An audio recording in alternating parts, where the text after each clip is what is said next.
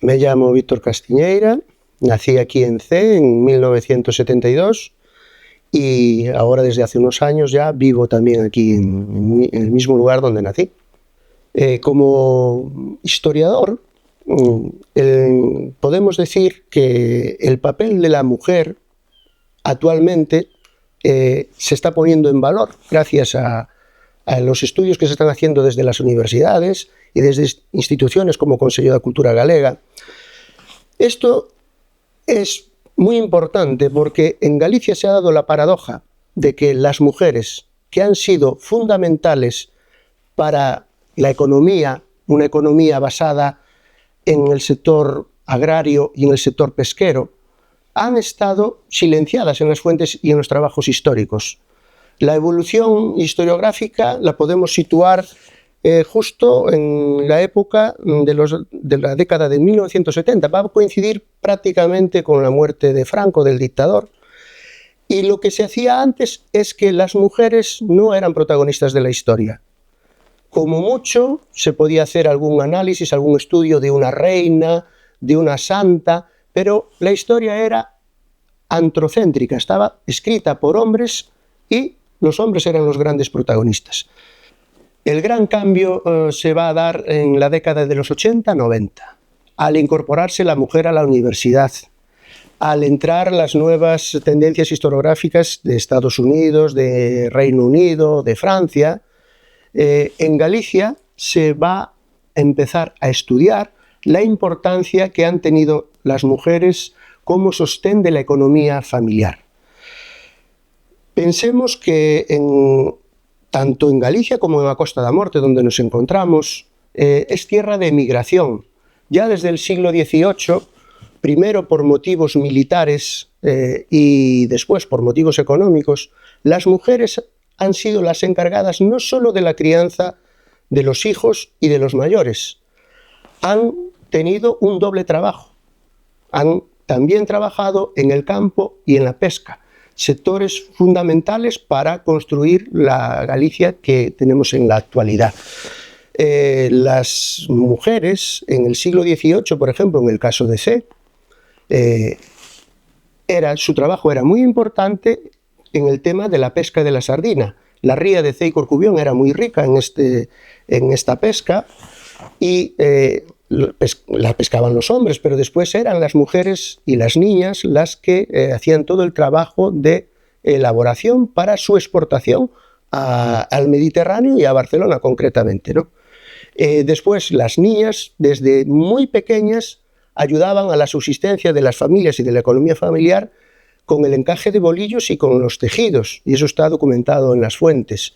Es una zona, esta de la Costa da Morte, donde el trabajo femenino ha sido fundamental y que los nuevos trabajos, las nuevas investigaciones, entre las que me incluyo, estamos dando voz a ese trabajo que ha estado oculto hasta hace poco tiempo. Y desde la administración, desde el Ayuntamiento de Cee, pues están haciendo una serie de iniciativas en favor de la igualdad y de poner en valor todo el trabajo que las mujeres hacen. En este sentido podemos destacar varias iniciativas como son la musealización al aire libre con paneles pintados en puntos estratégicos de la villa realizados por mujeres como Laura Suárez y Raquel Cabello, que ponen en valor el trabajo de las mujeres en las labores del mar, en las labores del campo. Recientemente también se ha inaugurado una escultura dedicada a la peregrina, a esa mujer que camina libremente, porque hay que pensar que Cee está muy ligado al Camino de Santiago, a la Catedral de Santiago y a la ruta jacobea desde sus inicios, desde la Edad Media, ¿no? Y en ese sentido, esta escultura de la peregrina es poner el foco en nuestros orígenes y en algo que es el presente. Y también, pues, desde mi trabajo como técnico de gestión cultural, llevo muchos años trabajando con las asociaciones culturales del municipio y ahí hay que reseñar y destacar la labor que ejercen muchas mujeres de Cee en favor de la cultura gallega, de nuestro baile, de nuestra música, que son ellas las transmisoras de esa tradición que nos legaron nuestros antepasados. Cee hoy se conoce como una villa comercial y de servicios.